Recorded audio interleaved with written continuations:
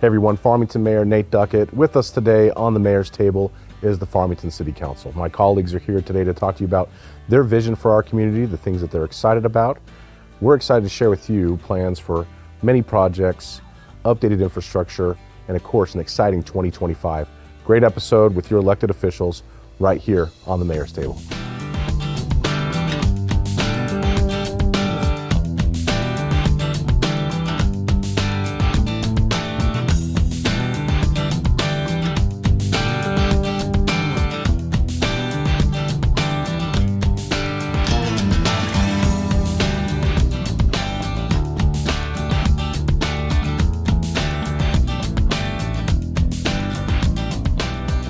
Hi everyone, Merry Christmas and welcome to the Mayor's Table. We have a great episode planned for you today. With me is the entirety of the Farmington City Council, a group of individuals that I'm very proud to serve with and are doing their best to be great servants here in this community. So I want to introduce them. We'll work from right to left. I have Councilor Giacchino, who's District 4. Thank you for being here. Hello. Councilor Bingham Kelly with District 3. Thank you for being here.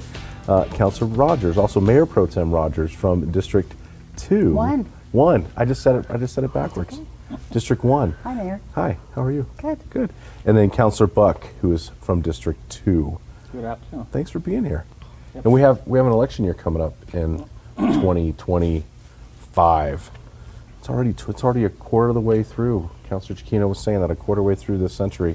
Wow. And the two people on my left are in districts that are going to be up for election this year. So it'll be an interesting 2025. Well, and I'm happy to announce that I will be running for re-election in 2025. We're I'm breaking very excited. news. Yes, breaking news. So Right here on the Mayor's Table. Right We're here. breaking election news. Well, that's great news. I've enjoyed my time on the City Council. Well, I think the people of your district have been well served as well. So, Thank you. Yeah, Thank you, Mayor. Good to hear that. Councilor Buck, you want to release some info? You don't Yes. have to. I will be running as well, All right. and I'm honored to be here, and I'm amongst great, awesome people that I call friends. Well, that's wonderful. Thank you for saying that. And Councilor Buck, I'm going to start with you because this has been a big year for you and your life. And this time last year, we were coming up on, well, it was probably earlier 2024. We had a resignation of a councilor in your district, and we took applications, received great quality applications from a number of awesome community people, and out of those applications, I nominated you for the position of city councilor, and our colleagues here, they approved that nomination. So this has been your first year on the council. Would you like to share kind of your thoughts on being in this new role? Every meeting we have, I learn something new, and I've learned from each of these great counselors, and it's just awesome. Every time I'm there, even the mayor, Rob, everyone, even Julie, everyone, I everything everyone says, I take it in and I record it and I learn from it. In my mind, I play that back, and I'm still the quiet one up there, but I'm still learning. Sure. And I'm just glad to be here. Never thought I would be here. I love my community. I love our youth. I love family. I'm really outgoing, and I'm just still amazed to be here. What made you decide to run to serve? I was just living, and I got 3 phone calls from 3 different people, and that's what caught me off guard. And I said, where is my name written that you guys are calling me? And so then I decided to put in, and we're here. Great. Well, servant leadership to me is kind of, I don't know, it's kind of become a calling to some degree. I believe that service to other people kind of rounds out, what the purpose of life is. And Councilor Buck, I can tell you that at the time that we were going through the interview process, just looking at the things that you were passionate about, not just through your words, but through your actions, the things that you're actually out there doing right now to try and make this world a better place and connecting with humans and of all ages and all backgrounds is really, I want to say it's unique, but it's unique. And I think those 3 people who called you were looking at the same thing that we look at and said, you know what, we need an individual who's serving others and they're willing to do it, and it's not for an agenda reason that they're trying to do things, and that's exactly the quality of character we're looking for. So I'm proud of you, and as we all know, Councilor Buck has been attending as many things as he can attend to acclimate, and even during the time period of the interviews, Councilor Buck was one of the few of those applicants who came to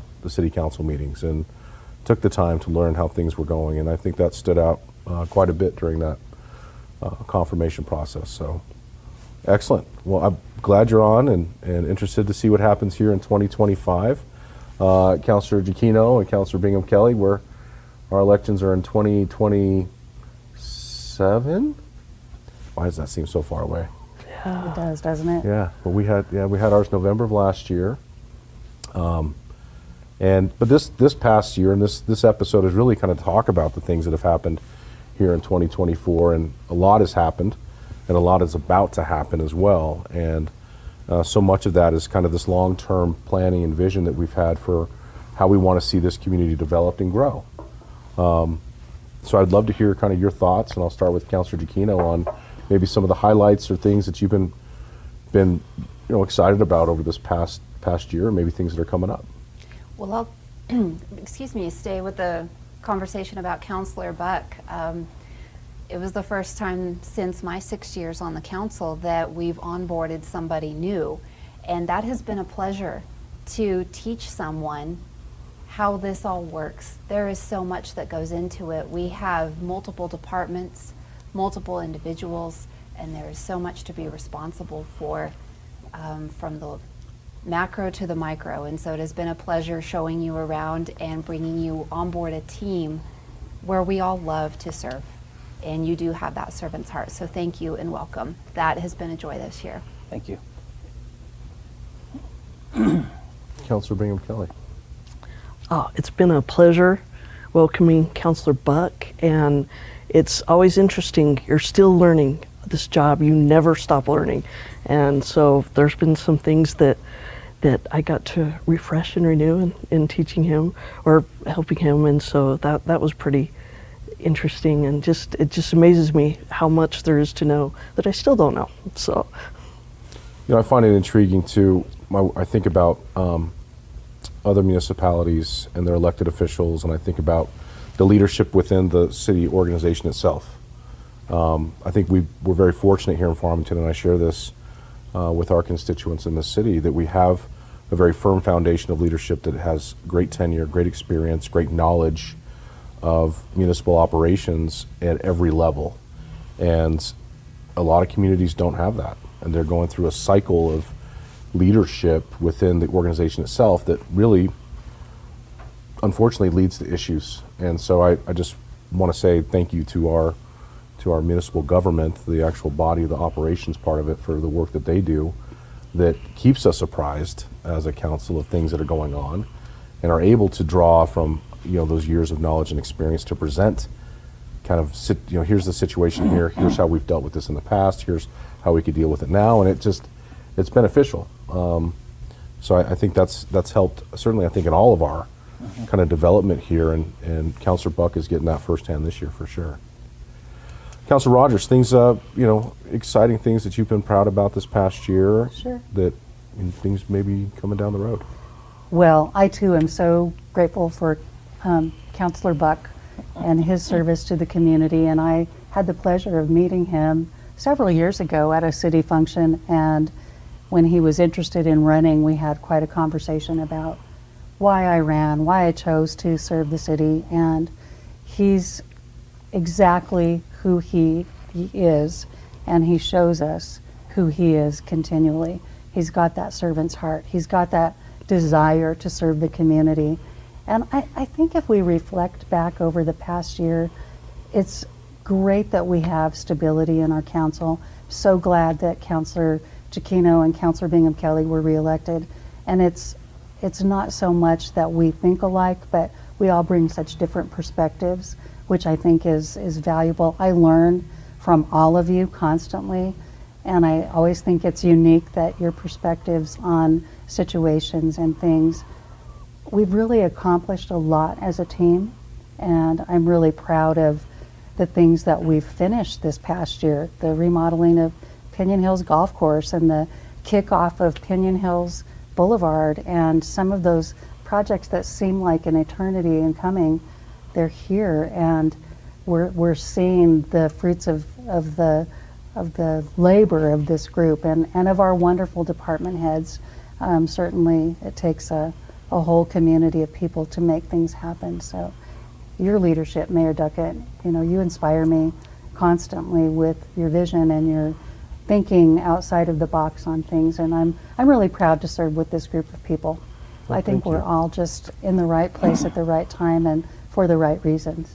Oh, very valid. I had a conversation with County Manager Stark the other day in regards to a project here and just things that are happening, and I praised him and I said I'm really humbled and blessed that I'll be able to serve at the same time as having that kind of leadership at the county level. A lot of Right. communities, again, I'm sure people have heard me say it, the cities and the counties and a lot of places in the state don't necessarily get along.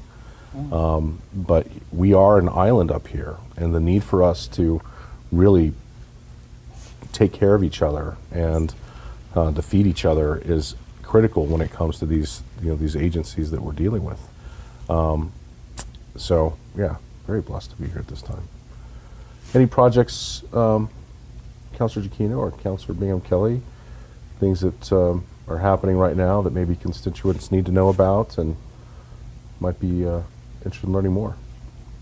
I'm excited about the museum, all the work that's going on at the museum. Yes. And of course, with the water feature coming, that's very exciting for me. So that's the one I'm really looking forward to. So I like that. I look forward to People Watch from this beautiful pavilion at our museum, and watch families have fun splashing around in our river and taking advantage of that asset in ways that we're now thinking out of the box to do so. That's going to be fun coming up. Yeah, that plan has really been kind of fast-tracked for the North Ditch improvements that are a part of the waterway feature, and we've done a couple conversations on the show about it, but potentially we could see, progress being made, construction building, pretty quick. So I'm interested to see the response from the citizens. I will say this, it was 6 years ago where Councilor Giacchino and I stood in the back of the museum and did a mayor's table talking about that piece of property specifically, and sometimes it takes that long to see these plans come together. I remember Councilor Giacchino calling me one day and saying, should we be looking at maps and looking at the different elevation levels? And I was like, no, I think they'll do that. But I loved that conversation because I want to get my hands dirty. Like, I want to dig into this, and that's the kind of energy that this council needs. And I think all councils, all governing bodies need to have that kind of willingness. I did speak to a council the other night from Colorado, and their attitude about their job was that I want to be at 30,000 feet only. Mm-hmm. And I'm like, you live in too small of a community to be that. Maybe in a bigger city like Denver, where that's kind of your role. But when you're in a small town, you really need to get down and dirty on some of this stuff. You play an important role at all those levels. So seeing that project come together is definitely one that is, I think, going to really change people's perspectives about where we're going. I have to be honest. When you put a wave in a river and you kind of make that a transformative thing, and we've said it before that Main Street's closest point to the Animus is right there at the museum. So literally the busiest traffic in the Four Corners on our Main Street is going to be rolling right by that, what will be an amazing recreation asset to the area. So, and an improvement to the North Farmington ditch as well. Right. Which is a big part of this, right? One of the things I want to just kind of get your thoughts on, and one of the things that I find most valuable of this council and past councils here in Farmington is the prioritization of utilities. Those projects aren't the sexy projects, so to speak. They're usually out of sight, out of mind. People just expect the water to turn on at their house. They expect the electricity to work, and they like to flush their toilets and hope that wherever it's going in the right places. But we have a lot of great projects coming up built around that, and would love to get Councilor Rogers kind of started off, like kind of what are your thoughts on those things? Sure. I feel like we've done a great job with our city leadership as well as department heads looking to the future for things like water treatment and the electric utility. Running utilities is not always an easy proposition. I think the electric grid is volatile, but I think we've been really lucky in the way that we've structured the utility, as well as the leadership and the forethought that has gone into making it reliable and making it affordable. There are a lot of communities where utilities aren't affordable. You know, our water, our wastewater, our water treatment plants. We've got some new treatment plants coming on here in the next maybe year or whatever. So I think we've done a really good job making sure that those necessary functions of city government are in place, and not only in place, but are very reliable and affordable. Yeah. Councilor Buck, this being, your first, 6 months. It's been 6 months, something like that. It's 8 months. About 8 months, yeah. My thing is priceless. I love the taste of our city water I do too. Yeah. Yeah. and all the loops that it gets to get there. I'm a city water drinker. Me too. Me too. See? At home, I'll tell the girls, "Give me a glass of water," and somebody will go and walk and try to get me a bottle. Nope, Dad drinks tap water. I love it. So I love the city of Farmington, and I get to see it. Yeah. It's awesome. It's interesting to tour those facilities, just how complicated it all really is. Yep. When we think about workforce and the future of workforce, the need for individuals to put themselves in positions to be able to foster those careers in that type of utilities is so important. It is. And I take time when I speak to our kids in our schools to say, you need to look into this. And I don't know if I was told enough in my later years in high school of the opportunities that exist within local government for employment and the way that will pay out in the long run. Pensions are, I got to think pensions are going to be a thing of the past because of how valuable they are and how much funding it takes to continually fund individuals who no longer are creating wealth or paying into that system, right? So if somebody would have told me that a long time ago, you work for 20, 25 years and you're going to get money for the rest of your life, that's like hitting the lottery. That's a pretty cool situation. So for individuals, we need engineers, we need wastewater treatment plant workers, we need individuals in our water treatment plants, we need electric linemen and power generation workers, and there's a lot happening there. And as you said, energy right now is volatile, and it's going to be because of this idea of this energy transition. It's going to be very volatile, but we own our own electric utility here in the city of Farmington. It serves 1,700 square miles of individuals, and it's 99% reliable. I know we've obviously go through the stormy seasons where we're going to lose some electricity. That's pretty common, but Councilor Giacchino, maybe you could kind of shed some light on ways that we're trying to make our system more reliable. Thank you, Mr. Mayor. I serve as the council liaison on the Public Utility Commission, and every month I get to sit and listen to that commission debate and discuss our respective utility departments. That's the electric department as well as water and wastewater. The most common topic that they refer to right now are our rice engines. They just arrived from Finland, from Helsinki. They got here, they're in Houston. And transportation, they will be coming up on big trucks, very big trucks from Houston. And so we're excited about that. That will be coming very soon. So these rice engines will be gas powered. And back to Councilor Rogers' point about the volatility of our energy market, we are having to rely on other forms of energy with the closure of the generating station. But as we were talking about infrastructure, as elected officials, we also have a responsibility to make sure that we maintain all facets of those assets. And you were talking about human capital. There is value in talking about how we build people up to also be public servants in a different way, to your point, engineers, wastewater workers. And so I wanted to make sure that we didn't get too far away from that conversation before I went back there and mentioned that again. We do have quality infrastructure. It's not just affordable infrastructure, to Councilor Buck's point. Our water does taste good. The lights do come on. And water flows where it is supposed to flow, as opposed to not. So the RICE engines, the wastewater treatment plants we've talked about, that commission serves a very important role in advising us, and we need to make sure that those conversations stay strong and stay at the forefront of our responsibility. And we are looking for 2 people still for our Public Utility Commission.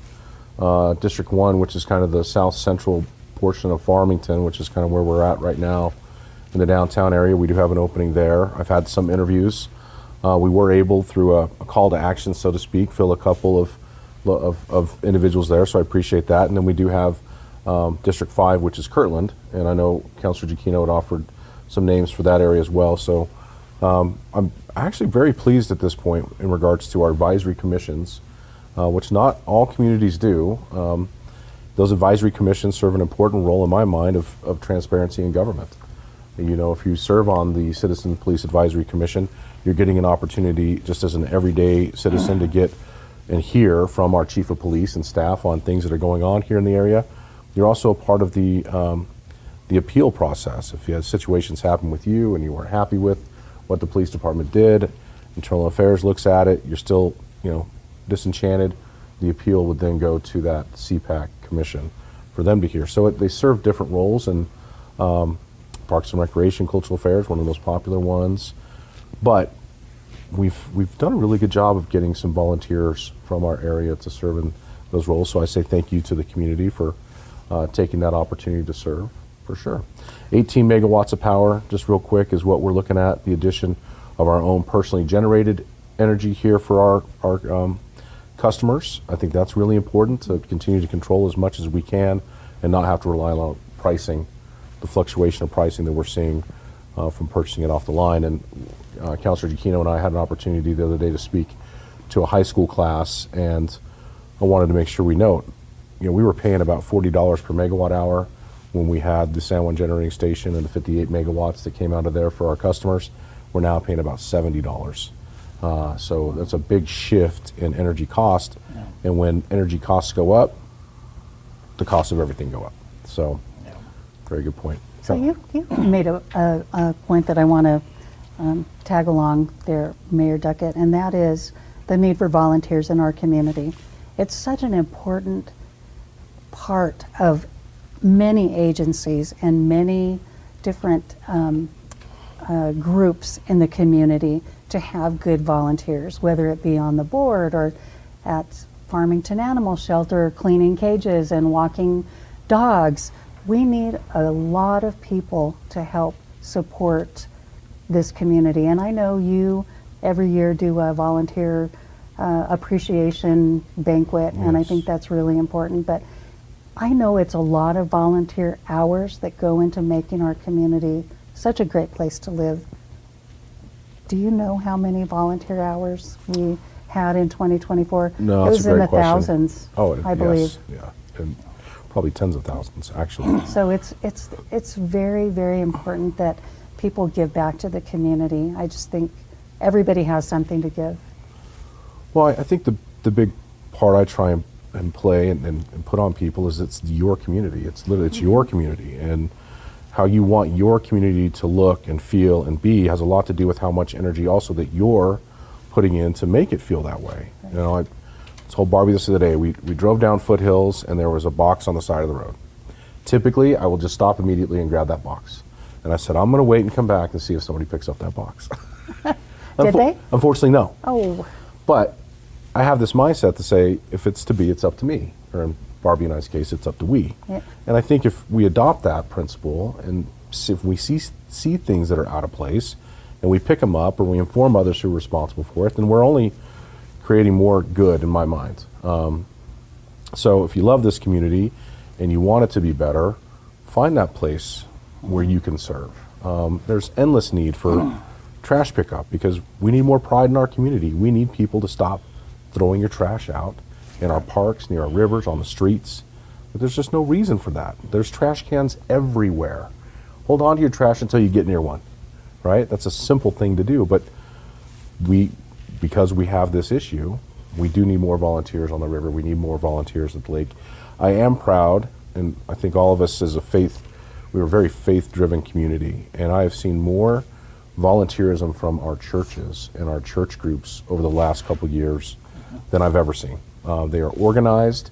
They're doing the Martin Luther King Day of Service now. They're doing the 9/11 Day of Service, but they're also finding places where they can send their youth out for trash cleanup, for serving at the animal shelter, and those things I think are important. And I know the high schools are encouraging volunteerism at a young age, and to me that's the key. We've got to get young people involved to create that sense of pride and ownership, so that they say, this is mine, and I'm going to be offended when I see trash on the road, or I'm going to be offended when I see people act in a way that's unbecoming of the community that I live in.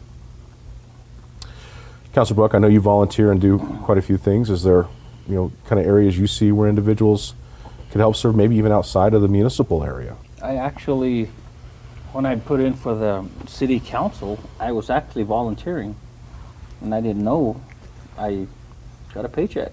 So that was a cherry on top of the cake. I didn't know. I just came. People were asking me, how much do they pay? And I'm like, I wasn't even on my thought. I was just here I love Farmington. My daughters graduate here. I love the schools. I love everything. Even we're doing the All Abilities Park. I remember playing football on that field and doing track. I went to school in Shiprock, and we would come out here and have a track meet at Tibbetts, and I remember those times. And even my daughter, she went to school there before they closed it, and I remember sitting there in the parking lot waiting for her for band practice. And then now it's Abilities Park, and it's just awesome how the community comes together. And I got in to volunteer, and it's awesome. It's easy to volunteer. It's really not hard. I mean, you can sign up online if you want to do city volunteering. There's obviously a number of organizations who need volunteers. River Reach always needs volunteers. I mean, there's a number of them. Yeah. But it's a really simple process. Or, you know what, you don't even have to sign up. You just show up and do your own thing. Yeah. That's part of it too. It's your willingness to, again, take ownership and say, this is my community. And Councilor Bingham Kelly, you've served now, are you 6 years? Yes. 6 years. Elected in 2018. In your service, what are some of the things coming from your constituents, or things that you've enjoyed helping with? Because a lot of what we do is constituent services. Mm-hmm. It is. We're the liaison between government and people. Is there some things that kind of stood out, or things you want to share for folks on how, if they see things, say things? I don't know. It's an open question. I don't know. I just go back to volunteering. We all try to be at as many city events and just within the community. Last week, Councilor Giacchino and I, we were selling tickets at Festival of the Trees at that event. And, I've done the 9/11 Day of Service, but I just think that's so important. And that's where I get to see a lot of people and talk to them. And I get the feedback, and they enjoy seeing the community come together for these different projects. So I go back to that, and I just think that's real important. And we have a strong city that's the citizens are involved in the community, and it makes a difference, and it shows. It is a strong core group. I totally agree with that. And I will say this, for the parts that each of you play when you show up to these public events, is it's also accessibility as elected officials to the public. Mm-hmm. There are very few of those events that I go to where I don't get an opportunity to speak with somebody about a concern, an idea, things that they would like to see happen, and being there for them and speaking with them. I mean, that's kind of, I feel like, one of the most important things that we do.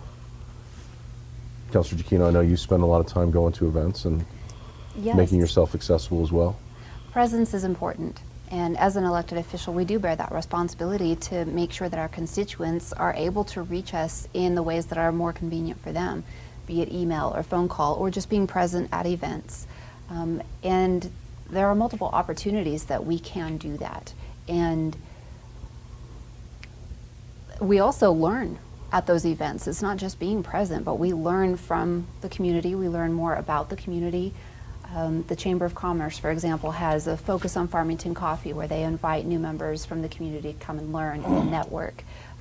Councilor Bingham Kelly mentioned selling tickets at the Festival of Trees, or be it walking in a parade or participating in the Day of Service.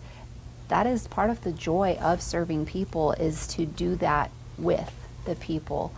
And back to the volunteerism, we do live in a small community, but it also is just big enough that we all don't know each other just yet. And I think that it is important to be able to reach out to other individuals to learn about their gifts and help them hone in on those gifts. For example, to my knowledge, I had never met Punch Buck before he was brought onto the city council. And look at you, what an asset we have in our community, a businessman, a volunteer, a father.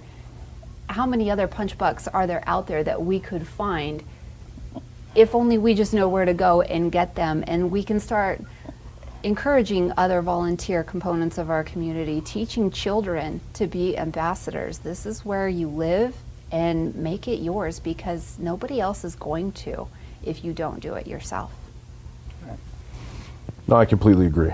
In a conversation just today with a group from Piedra Vista High School, the conversation went into homelessness and things that communities are doing to try and address homelessness. And the question came, what are some mediating things that this city's trying to do? And so much of what we deal with here in this area, with inebriates being a large portion of individuals that we're dealing with that are on the streets, is reactionary services. It comes from the medical side, it comes from the public safety side, it comes from our nonprofits who kind of work in the area of alcohol abuse and treatment and those kind of things. But when I started thinking about what we're trying to do to mitigate it on the front end, so much of that's dealing with the youth now and coaching them and talking with them and giving them healthy ways to cope with situations, because we don't know what's going on in all these kids' households. And so many of those individuals that end up on the streets across the world come from households where abuse exists. And you learn to cope with that through unhealthy ways, which leads you into drugs and alcohol and other things. So being there present now and supporting those efforts of individuals in our schools, teaching our kids the right ways of dealing with the world and why it's important to put these priorities first, and every choice matters, and because we have to take ownership for our lives. And we're born into situations sometimes that we have no control over, but we can control the choices that we make on a regular basis so that we can control our lives. And to me, that's the mitigating factor of some of the negative components that we're finding from the abuse of alcohol and those things, which a lot of, and again, this is a very broad conversation, but I know this is something that's heavy on the hearts of our community as well. So I think your roles and willingness to go out there and speak with our kids and give them, some good feedback, good lessons, and supporting our teachers and their efforts as well is really important. One of the organizations that I really appreciate very much is San Juan United Way and Catherine Abeda, and I served on the board for many years, and it's so good to have organizations like San Juan United Way in our community. And you think of many of those organizations, Echo Food Bank, and we do have a safety net in our community for people who are in need, and it's a phone call away for anybody to access. It is.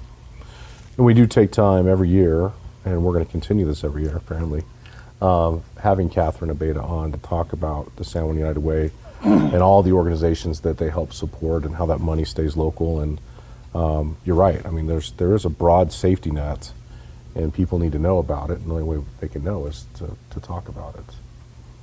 Mayor Duckett, I think this council has made it clear to the community that this issue is very important to us, our youth, because we have worked tirelessly and spent countless dollars on making sure that young people in our community have a place to go that is safe, such as spending time at the beach, or this new wave feature, the All Abilities Park.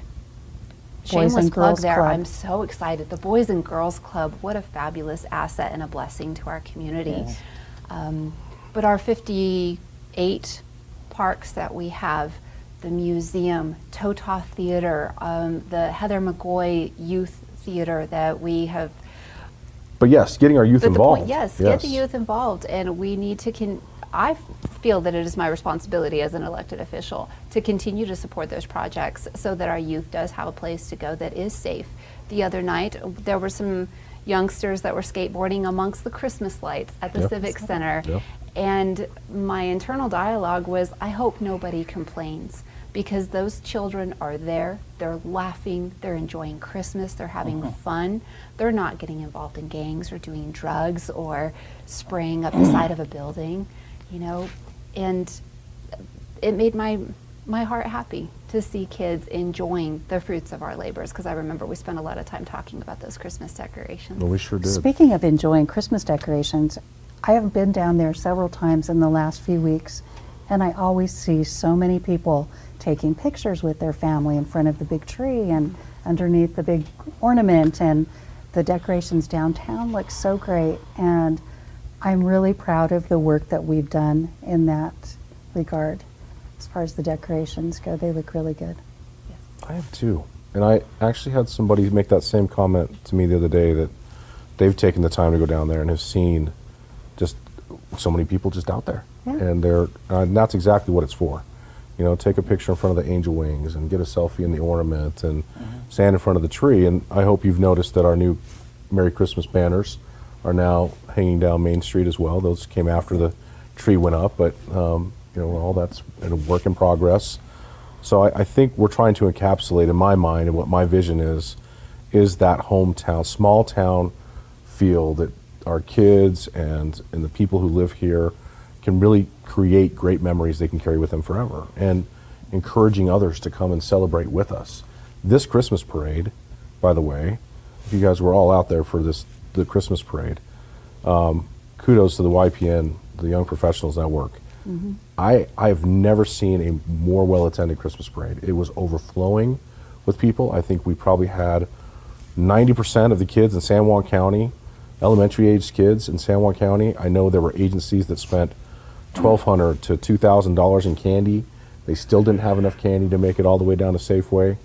I mean, those are things that are telltale signs of the work that we're putting into this, and the work that this community is wanting to see done, because it's making Farmington a destination place for a number of different reasons, right? Not just for shopping, not just for, you know, oil and gas businesses, but a place where people want to come because they feel safe here. It's beautiful. I get that compliment all the time, how clean our streets are. Those things matter. I think the work that we've done downtown, as far as not only decorations, but also just making it a place to go and to feel comfortable, and restaurants and some of those sorts of amenities, it's beautiful. It's absolutely beautiful downtown. I love that part of our community, Yeah. and it's always gratifying to me when people come from out of town and they comment about what a nice downtown we have. I agree. It's one of my favorite areas. When we think about what we do as a council, you know, when people ask the question, like, what exactly does the council do? You know, we're in a, you know, council city manager form of government, so kind of we're the board for the city, and then you've got the city manager who oversees kind of the operations of it. But for me, a lot of it's that vision. You know, if I were to ask you guys this question, and feel free not to answer if you don't want to, but what is your vision for Farmington when we're looking out 10 years, 20 years? Like, what do you see this city, you know, a decade from now looking like? And yeah, I'm interested in that. This is all off the cuff, by the way, so we can play some Jeopardy music while we think about this answer. There's no wrong answers. I think we've laid a great foundation for many good things to come.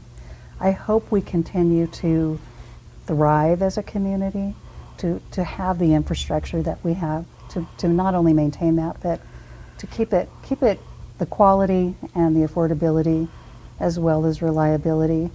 I think making a Farmington a place where people want to live, they want to graduate from high school and go to college and return and raise their families here. I think that's what I see Farmington being, is a place where we can raise healthy families.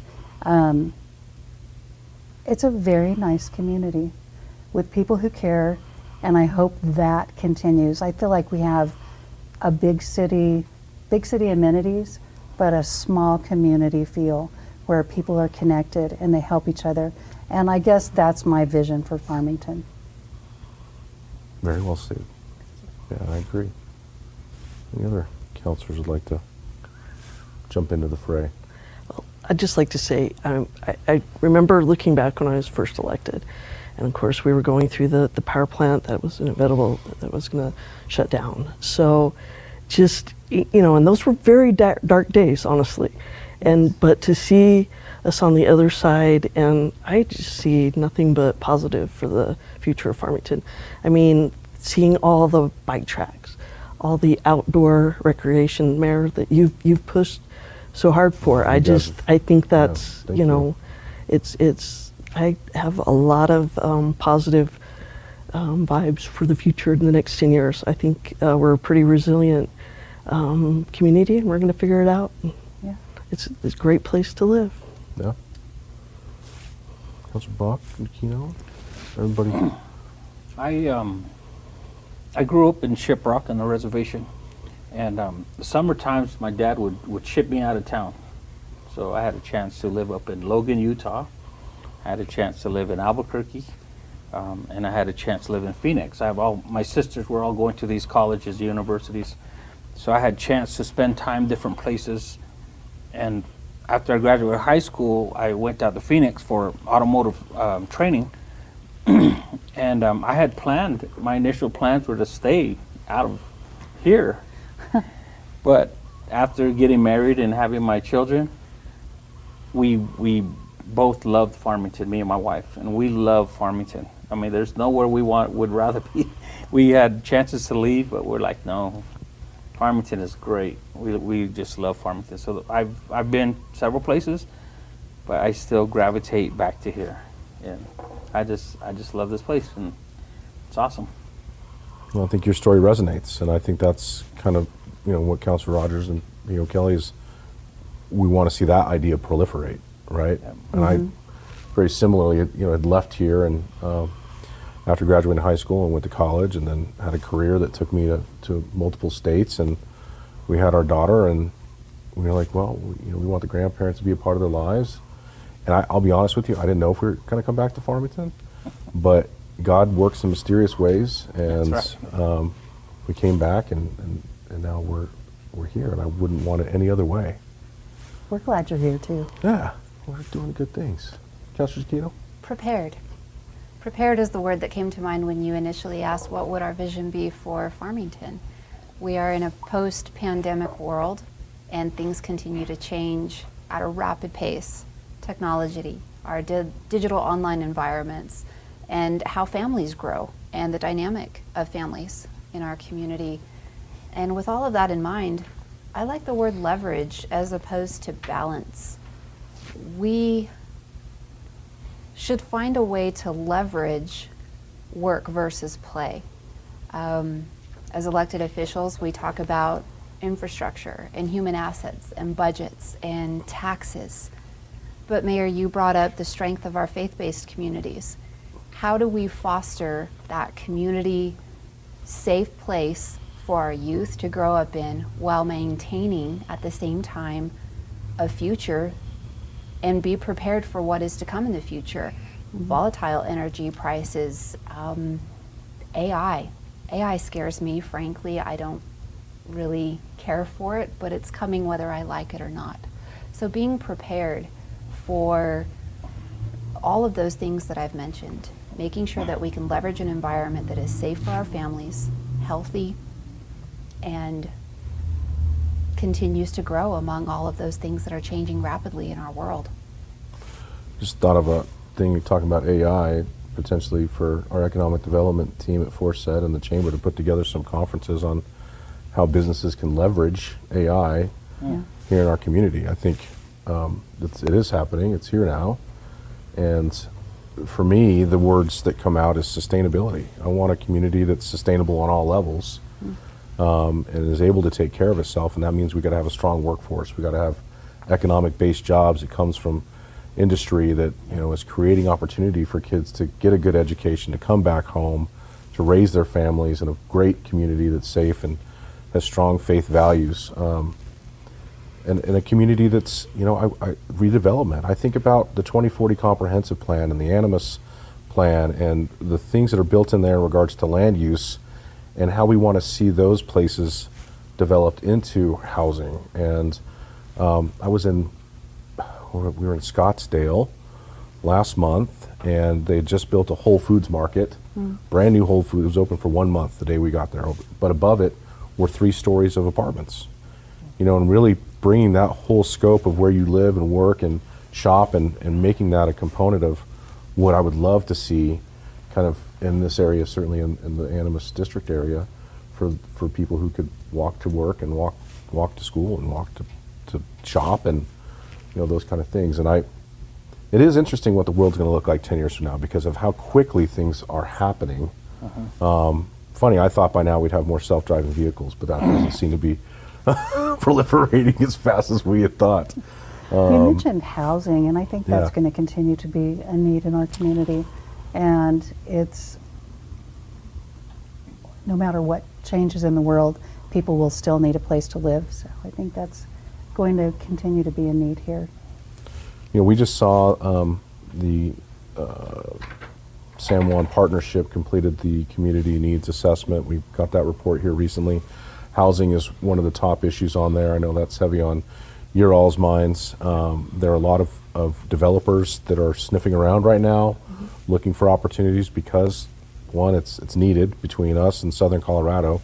There's a lot of it needed, and the tax credits that are being provided at the federal level for those developers are very substantial. And one of the components of that 2040 Comprehensive Plan is a more influx of multifamily housing, and that's a heavy topic for individuals when they've lived in a neighborhood for a long time and they're very used to single-family homes, and then all of a sudden down the street you may have a developer who wants to change a zone and or not even change the zone. Potentially it was already listed for multifamily housing, and making sure people stay apprised of that information and where the council has power and doesn't have power. This is something that Councilor Giacchino mentioned beforehand. I mean, it was this year we had a couple projects that came up where the public had believed the council had a role in dictating what could and couldn't go places, but that's not always the case. Correct. And growth is hard. And as it relates to the generation that we are in and the team, this cohesive team that we have with the 5 of us together, we will be able to someday look back and say, do you remember when? And hopefully laugh about some of these issues. But while we're living in the present, growing into what we are to become is going to require some stretching and thinking outside of the box, if you will, for a while. I've lived here my entire life, and so I could spend days going back to think about what used to be there or what didn't used to be there in certain buildings among Farmington. I've seen it grow over the last several decades. Okay, I'm not that old, but a few decades, And so that growth is hard, and it will be challenging for some who think, well, no, I don't want that there. I don't want that in my backyard. But once it's there, maybe it wasn't so bad after all. And so going through that growth process is interesting, but thankfully we have this cohesive team who can be a part of help navigating our community through that. I want to be careful with the word cohesive team. There are differing opinions about these things. We definitely do have different opinions. Before we went online, we were talking about the friendships we have developed, Sure. and so I will make sure that was the intention of my Sure, word cohesion. we're all was our separately friendship. elected, Yes. and we do have differing opinions, but I agree, we work well together, and I think that's kind of the point. I think we discuss things in the public view so that people understand who we are and what we stand for. And frankly, you all, anytime we have a big meeting where there's any type of issue that might be controversial, and a planning and zoning meeting is typically where a lot of that resides. I appreciate the fact that you take the time to listen to those individuals who come to the meetings and express themselves. And I've seen more than on a few occasions where the crowd that's in the audience can sway votes. And so I encourage individuals when you have these kind of variance requests or zone change requests, that yes, you should come, and if you have individuals that are also on your side, you should come and let's hear from all of you, because they can have, we do our homework, we spend time doing those things, but hearing from the ground level is really important. I think when you said the word cohesive, what popped in my mind, Councilor Giacchino, is respectful. And I feel Yes. like we're a very respectful group, and we are open-minded, and we Sure. do listen. And some of the decisions that we've made as a group have been really difficult. These are not easy decisions, whether it's raising rates, or it's denying a zoning variance, or it's, whatever the case may be. Some of these are just agonizing, but I think each one of us, in our own way, takes them quite seriously. And we do it with the utmost respect and thought. And I think that really sets us apart from possibly some other council groups. I think more often than not, those planning and zoning types decisions are the ones that we don't vote unanimously on. Right?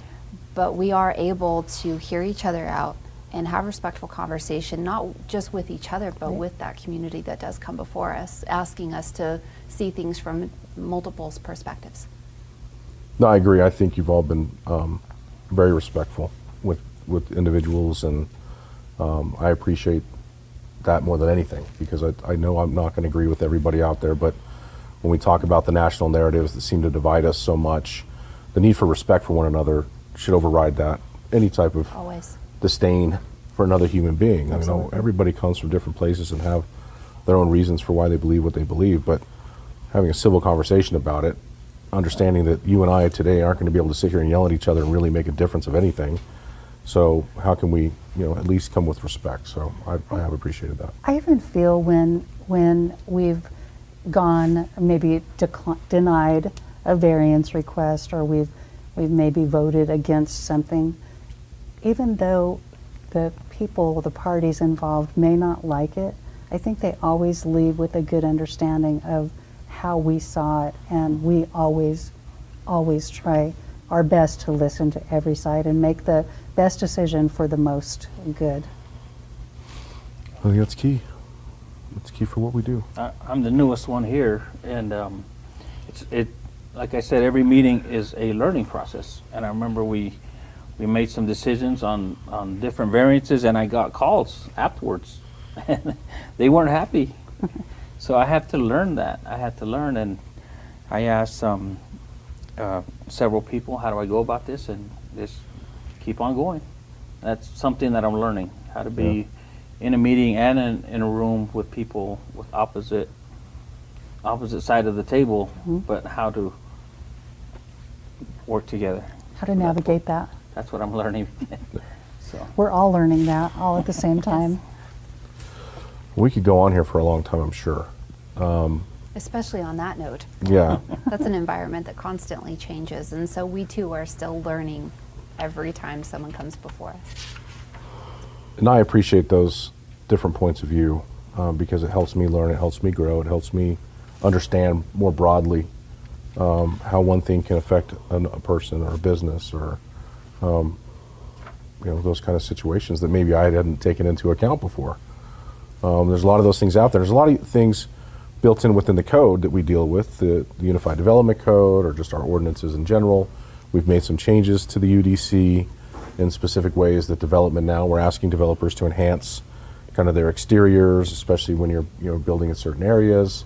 That is something that's come up on the UDC, and for good reasons, I think. I think looking at our community in ways that we can make it more appealing to people who live here and to people who want to move here, having some standards in place that protect certain designs and facades. I think those things are what modern cities do, and we want to be a modern city, and we want to be known for being a beautiful place. To Councilor Giacchino's point, when I was here in high school in the 90s, Main Street was pipe yards. I mean, that's what was Main Street. So now you've got developments where there's grocery stores and there's restaurants and there's shops, and really transitioning. That's a huge transition from just 30 years ago. Well, when I went to high school, Animas Valley Mall was not here, so let's just be clear about that, Mayor Duckett. I did have a question for you. Yes, ma'am. Where do you see Farmington 10 years from now? Well, I see that the foundation that this group has built is going to be very prominent in 10 years. The projects that will be completed underneath our investment back into this community through the CTED fund, I think are going to literally lead to a lot of other transformations. I believe we will see the developments that come in that will bring large, beautiful multi-family housing buildings. I truly believe that those things are going to follow, that we have set off a chain of events that will attract the businesses and the people that that we need to have here for long-term sustainability. Why else have a city? I mean, I see comments at times, well, they just care about GRT. Well, everybody in this town should care about GRT because GRT is funding everything that these community services provide. Public safety being primary number one of those. Parks and rec and streets and everything stems from economic activity inside the city. So I want to see businesses be successful. I want to see them grow employment. I want to see individuals who are right now maybe not in the workforce get into the workforce. Yeah. Because this 2025 is going to be an explosive year of activity, specifically in the oil and gas industry, that's going to then stem other businesses that will continue to grow. Get into the workforce if you're not right now. We need you. Find those places. I know nobody wants to work, it seems like. Man, there's so much value in work. And that's what I hope 10 years from now, there's more pride in this community, there's more ownership from the people who are here, and they want to see this not just for themselves get improved, but see for their kids to be improved and their grandkids to be improved. I mean, that's what I want to see, and I think we are doing that right now, and that's what makes being here at this time so special to me. Being engaged in this type of media, by the way. Absolutely. And the work that the Allens do to help promote this community through this venue, and I share these with your friends and family and neighbors so that they understand what we're about. I think it's really important. So I'm excited about the future. I can't wait to see what it looks like 10 years from now, but the work that we're putting in all this community, the work that you're all putting in, and all the agencies that we bring on this show, from the college, the hospital, to the chambers, to the nonprofits, like everybody's pulling in the same direction. Right. And that's a fantastic place to be. Are there things we should get better at? Yeah. That's why you elect people. That's why you put people in board positions. That's why that's what you do. And we're going to continue to work together to find those answers. Some things are unanswerable. I will tell you that right now.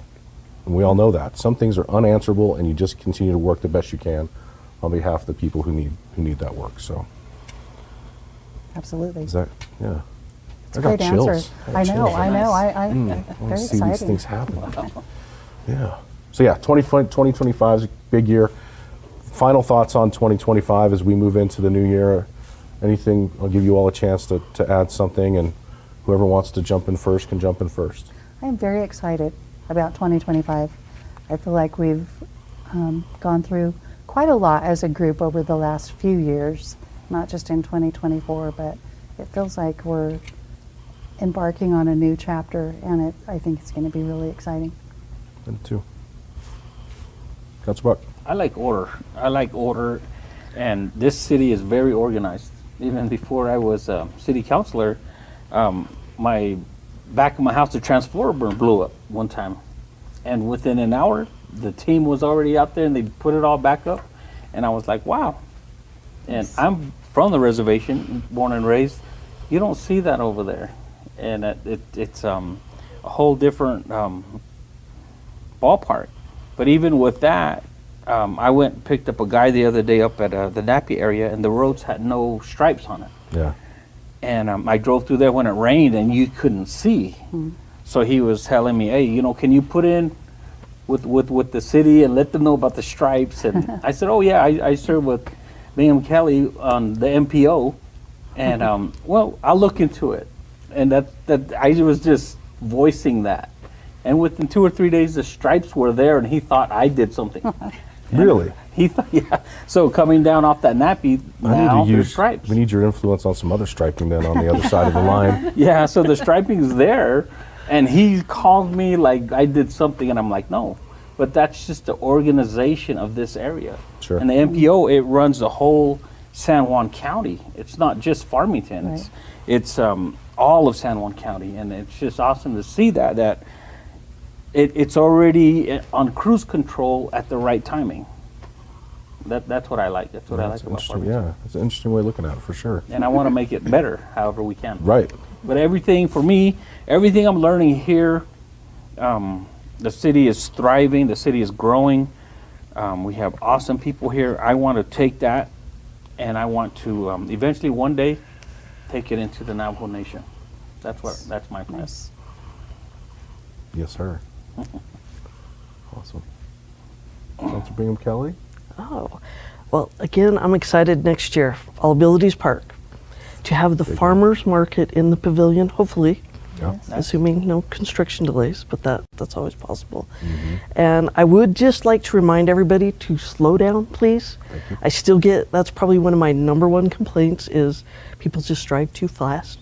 So when you're out driving, if you could just slow down, your neighbors would appreciate it. I would appreciate it. Hopefully I'd get less calls, but we are working on that. I know the police department wrote a lot of tickets last year. And again, I'd like to just say I'm so thankful for the people that work for the city. They do a great job, and they help me a lot, and I'm very thankful for them. Absolutely. Agree. Councilor Giacchino? I absolutely agree.